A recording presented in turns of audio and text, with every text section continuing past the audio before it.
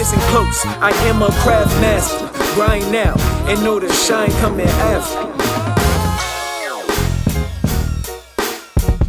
What's going on, everyone? Welcome to this edition of the Craft Master Podcast. On this episode, we have a Chino Hills prodigy, California basketball legend, former number 2 pick in the 2017 NBA draft for the Los Angeles Lakers, and current point guard for the New Orleans Pelicans.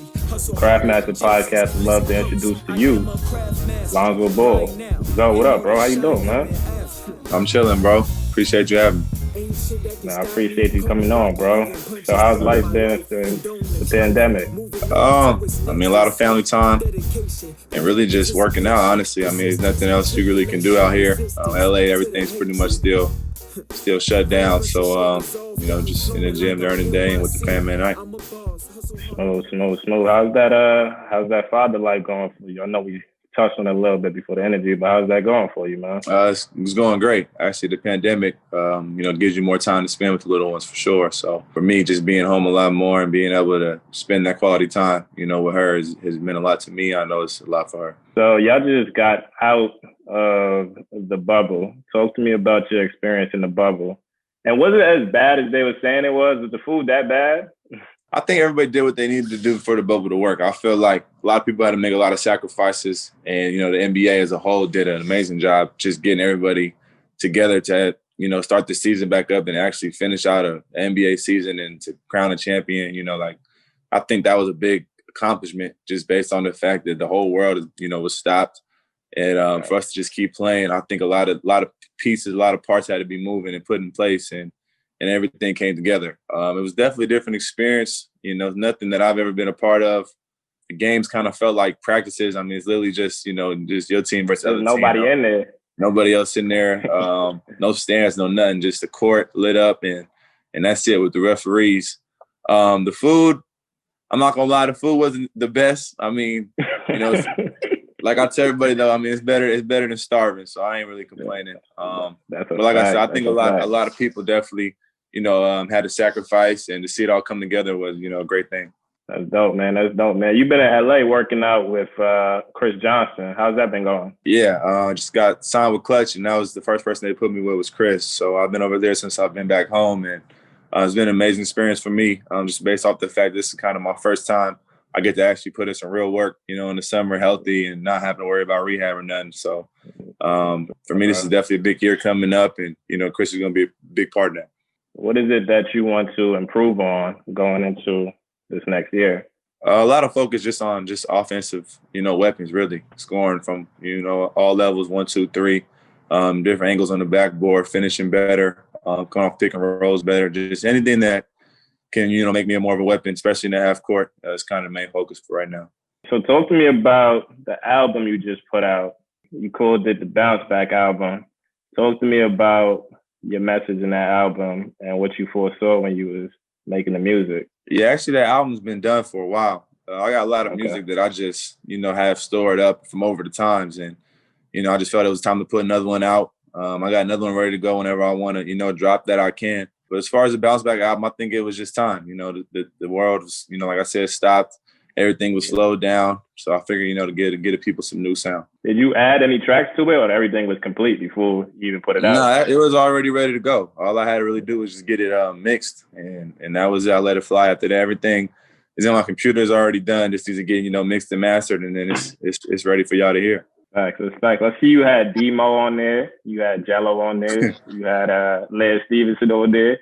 So you got a few dope guests, man. Talk about Jello, man. What made Jello hop on? I didn't even know he was a rapper. Yeah, Jello's actually, a real rapper. Like, not a lot of people know that about him. People know that I can get on the mic and do some things, but as far as like real rapping, I think he definitely has it. People just have to hear it. I know he might have an EP coming out soon, so stay tuned for that. I don't know when he wants to drop that, but I know it's in the works for sure. So stay tuned. I ain't gonna lie. When I first met you, bro, you surprised me with the way you was rapping. You threw me off, man. Hey, man, a lot of people say that. Yo, when you start getting into music like that? Bro, I've been writing music for a long time. Like, even as a kid, I used to write poems all the time and just be in class. Because if I finish my homework and stuff and I'd be done, with everything, I just put some headphones on. Teachers was cool, you know what I'm saying? and just start writing. Then it just carried over. I mean, you know, during the season, you're on the plane a lot, you're traveling a lot, you got a lot of free time. So that's how I pass time. That's what's up, man. I remember you always used to walk around with the Beats pail. Yeah, man. You know, I always had something playing, man. So it always. makes sense. It makes sense. So you always knew you wanted to drop an album. For sure. Always knew. Music's just always been a part of my life. I think that's credit to my pops, really. I think I came out, you know, listening to DMX and 50. So, I mean, my whole life I've always had, you know, something playing. Who's your top 3 artists right now? Right now, I got to go Future, Lil Baby. Future. And, I mean, does Drake count? I don't like putting Drake in that category, bro. Drake is like tough, bro. He in a different category. Yeah, sure. He's like an artist. He's whole different. So I'll probably put Thug in there. Thug at 3. Okay. If you could collaborate with anyone right now, who would it be? Oh, it'd be Future without a doubt, for sure. Future for sure. Without a doubt. You got a song with Future coming in the future. I see it coming. Hey man, in the future, with Future, I like it. Let's get back to the basketball side of things. So your little brother actually is in a similar position that you were in a few years ago, actually. What advice do you give to young Melo in these times? Yeah, I mean, it's crazy because he's doing the same thing that I had to do, but in a completely different way. It's he didn't completely different, bro. Yeah. So our paths were hella different, but we ended up getting to the same, you know, destination. But the thing I'll be telling him is just stay focused. I mean, we all know how talented he is. You know, anytime he needs help, he has good people around him that he can ask. I'm not the only person that, you know, is in the league that he can talk to. So, I mean, he has a good support system. At the end of the day, I think it's about just staying in the gym, you know, staying true to the game and, you know, not cheating yourself. Let's talk about your time at UCLA a little bit. So you came into UCLA, you was the number 1 point guard in the country. You ended up having one of the best year at UCLA. You was the main catalyst since Russell Westbrook and Kevin Love was there. So talk about just that year and what you learned from it. I think that year was amazing. I mean, we really had the perfect team, in my opinion. And that was out without you even playing. I think you would have definitely added, you know, some more highlights to the game for sure. Yeah, that's a fact. So, I mean, the way that everybody was recruited and the way we all came together was kind of amazing, especially for my game, just because we had, you know, kind of a, you know, fast-paced offense. And then we also had people that could shoot. So, I mean, everything that I like to do on the basketball court, I had every piece to use, you know, in a way. So for me, it was a lot of fun. I mean, it was a very short stay. Very, very short stay. You knew that, though. You know what I'm saying? I'm happy that I met everybody, though, you know, all my teammates. The coaches was cool. And I definitely enjoyed my time there. Oh, man. Did you foresee the year going like that, though? Because, I mean, we wasn't number 1 in the nation, but we was for sure the most popular team in the nation. And you was the most popular player in the nation at that time. So did you foresee all that coming in? I knew it was going to be good. I didn't know we was going to be that good that fast because I think from Australia to our first game, it was a big difference. A crazy check. People don't even know what happened in Australia at all. And then if you look at our first games, our first couple of games, and you see the stands, and then you get to see the stands, and we was playing during the pack, it was yeah. I don't know if anybody's made a turn that quick, you know, with a whole school. Yeah, because the year before that, we had a losing record. Then that following year, we was top 10 in the country and the most total. You know what I'm saying? We get to number 2 or something. So it was definitely a fast turnaround. But I mean, like I said, I was happy to be there. When you was in high school, you was at Chino Hills, and you guys were the number 1 team in the country. You guys went on to go undefeated that year.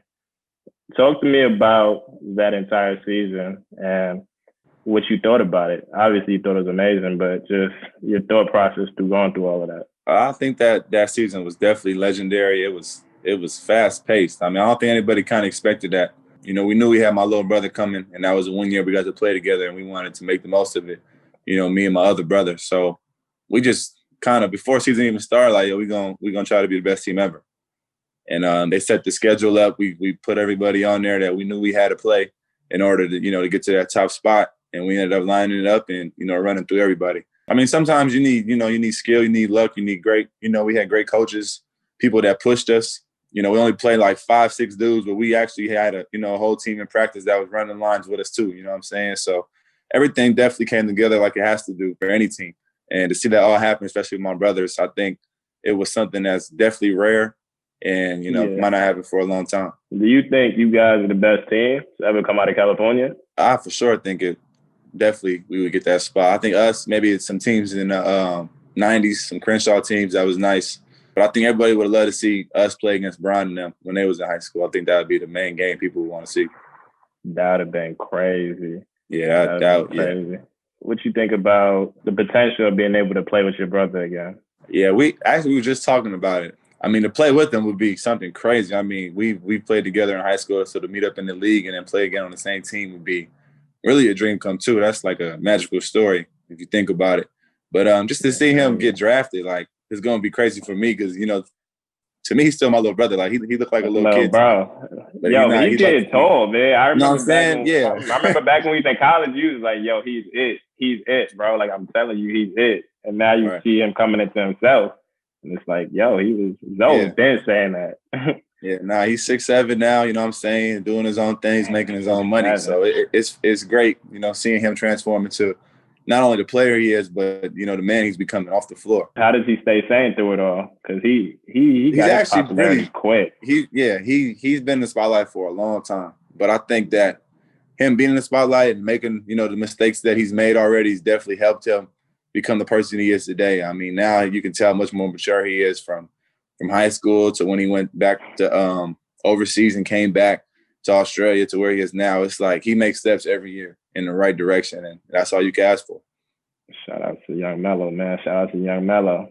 Talk about having Bron as a teammate. I know that's your favorite player ever, but talk about some of the things that you saw that you didn't know before playing with him.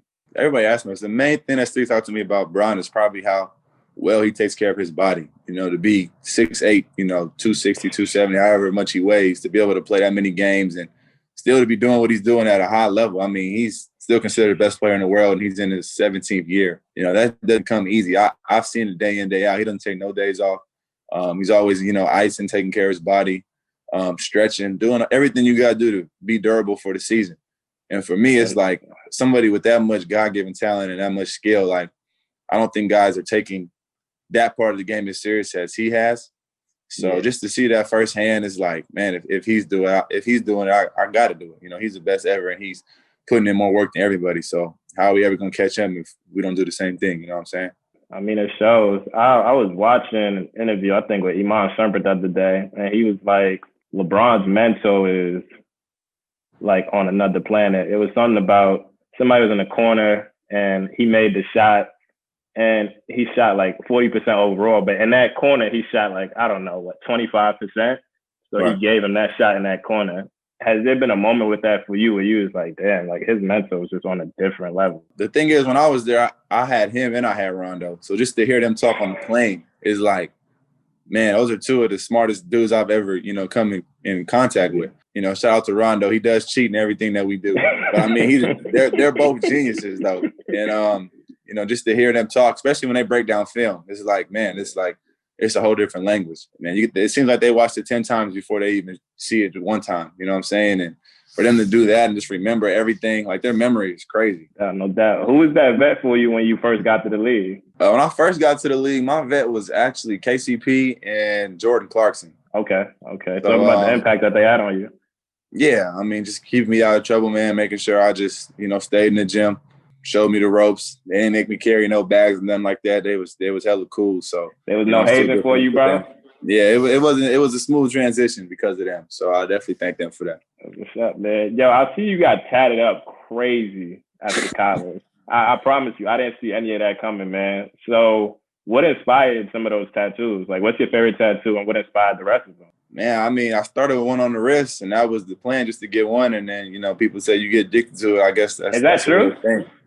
I mean, it's like it hurts, but like once you see one, you want to just get more. Everything on me though has a meaning. Like I don't just do stuff just for fun. Like I did my whole right arm. That's kind of like my life story and stuff. I got my family, my birthday. My daughter's birthday. One of my best friends who passed. Bible scripture. Everything that's kind of important to me is on my right arm. And then my left arm is obviously dedicated to Black history.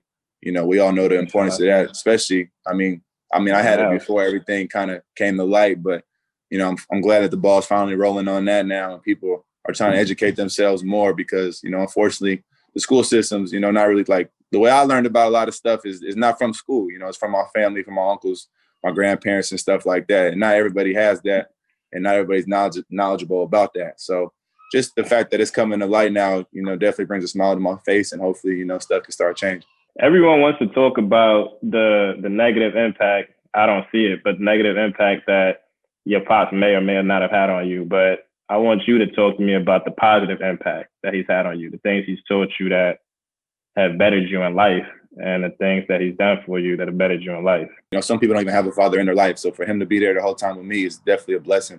And I don't, take that for granted at all. At the end of the day, I had a couple of injuries, a couple of things that happened that, kind of made my path a little more difficult, I guess, in a way. But that's just life. I mean, I'm not going to blame that on nobody. At the end of the day, stuff happens and I got to deal with it and, to be the best person I can be. But as far as my dad, I love him to death. He's always been the same way. Like everybody says he was putting hella pressure on me. It's like, bro, he's been talking like that since I've been born. Like, that's just how he is. So, I mean, like I said, I love him, man, and I don't hold nothing against him. So what's next, bro? When you dropping the next album, Brody? I mean, well, I'm trying to see how this season going to go next year, like the scheduling and stuff, whether it's when the All-Star break might be, that's a good time to drop stuff. Could drop something before I head over there to training camp maybe, or if it's a shorter season, something right after the season. So, I'll stay in touch with you and give you an early leak. My man. What has been your biggest challenge on the court so far?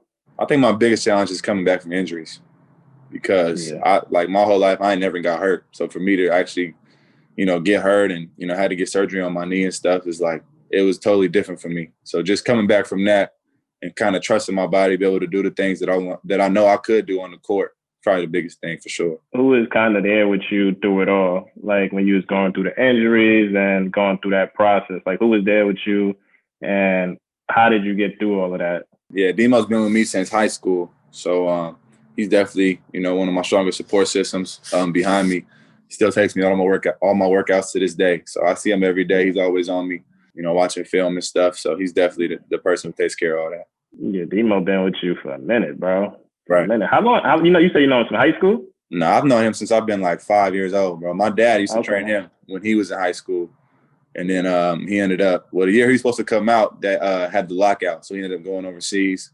He played over there and stuff. And then I think he played for like 6 years. Then he got hurt and came back and started coaching me at high school. And he's been with me ever since. Demo's the man, bro. Demo's the man. I was reading an article and you said you are looking to finally lead your career. And that was one of the reasons why you did a recent agency switch from Rock Nation to Clutch. Can you elaborate more on that statement? I think just me picking my own agency was the first step. I think that we kind of all went to Rock Nation as a family. Obviously it was a great decision for my little brother and stuff. And, I was rolling with it. But at the end of the day, I wanted to do what was best for me. And I felt that was going, with Rich and them at Clutch. So I just made that call myself. I told my family that's what I wanted to do. And they were behind me 100%. Got a whole different workout regimen, put everything together the way I wanted to be done. You know what I'm saying? My brothers are in Detroit. They want me to get out there every week. I told them, bro, I want to do my stuff here. You know what I'm saying? I think this is going to get me to where I need to be, for next year. So just making my own decisions and just living with the results, really. I mean, that's the main message behind it. Smooth. What's your goal going into next year? Definitely trying to get most improved. Shout out to my man, B.I. He got it last year. Yeah, I'm in the gym with him all the time. So I know the work it takes. I know, what I got to do to make that happen. So that'd be the main goal for me personally. And then obviously get into the playoffs and, do what we can once we make it there. You guys got a dope young core between you, B.I., and Zion. Talk about how it's been playing with Zion. Zion fits my game, perfectly. Perfect. He can catch the 90-foot alley-oop. He can, get hit in the short roll for the pick and roll. ISO the ball with him. You know what I'm saying? He could switch. We could switch when he's on the court. He makes the game a lot easier for all of us, for sure. Yeah, that dude is a freak athlete, man. Y'all chemistry was like right on point, like right away. Like, yeah, didn't even take it was no time. crazy because he didn't even really practice like that. He kind of just came in and, we started rolling. And then, things started turning around for us. And then, unfortunately, the Corona stuff hit. And we had to take a break and stuff. And we couldn't really find that rhythm in the bubble. But before that, we was definitely clicking. Y'all was rolling for sure. Did y'all have like a conversation like, yo, bro, like just throw it anywhere. Like, I'll catch it. He actually told me that. I think he was playing, but I was like, all right. So I tested it one game. I forget what game it was. And he really caught that shit. And I was like, all right, well, that's what it is then. So I just started throwing it, pretty much anywhere. Yeah, he catching that, man. Yeah, you guys kind of had like similar hype coming out of college. It was real similar, actually. Did you have like a conversation with him about that? Yeah, we talked about it, but Zion's he got a good head on his shoulders, man. You could tell that he kind of like my little brother, man. It's different now, bro. Kids be in the spotlight at 15, 16. Early. They say, like, bro, young boy, he just signed that deal. Yeah. Young boy, Mikey, he just signed with. What he just signed with? He just signed a deal in 9th grade, bro. 10th grade. You know what I'm saying? Like, kids are starting early, bro. So when they get to the big leagues, they already know how to do the media. They already know how to do interviews. It's like they already been doing it. Melo been in the light since when he was in 9th grade, bro. Because he was in your light at first. He was in your light, then he blossomed into his own. Yeah. And now he got his own hype machine. Talk to me about the moment you realized I'm in the NBA. Like, what was that moment for you? I mean, honestly, bro, like, when I was, like, in the 7th grade, I didn't think making it to the league was going to be that hard. Like, I just felt like I just had it, honestly. So, like, when I got drafted, it was like, I mean, it was definitely an accomplishment, definitely, a big part of my life and stuff. But for me, it was more about just trying to be the best player in the world. It's always been about that. It hasn't really been making it to the league. I didn't think that was going to be the hard part. I think the hard part was, being an all-star and trying to be the best player in the league. That's what I've always been focused on, and that's what I'm still trying to be focused on to this day. You didn't realize you was getting drafted into the Lakers till maybe May? Whenever that lottery hit, it was like, because when they got the second pick, I was like, wow, that's crazy how that happened. Yeah, I was in Chino Hills, and that's crazy. That's my favorite number, my jersey number, and then they ended up getting the second pick, and I was like, man, I really hope I don't go 1. That was the first time I said that. Like, I hope I'm not the first pick. And then ended up all falling in place, man. I got a quote segment in every episode. So what's your favorite quote and why does it resonate with you so much? Favorite quote is actually from Bron. When I met him, he told me to keep the main thing. And that stuck with me, since he told me that, really. What I got out of that was just, basketball is going to open up the door to everything in my life. So as long as I stay focused on that, everything is cool. Shout out to LeBron. All right, man. I appreciate you coming on, brother. Chino Hills prodigy, California basketball legend, my guy, Lonzo Ball, Craft Master Podcast. Appreciate having you, bro. All right, bro. Appreciate y'all. Can't let nothing hold you, fold you, run it over any obstacle. Ain't nothing stopping you from perfecting your craft. Just get in your bag, show the world what you're made of. Craft mastery. Ain't no rapper mad as me. Insane, dedicated like Nipsey. Hustle harder than gypsies. Listen close, I am a craft master. Grind now and know the shine coming after.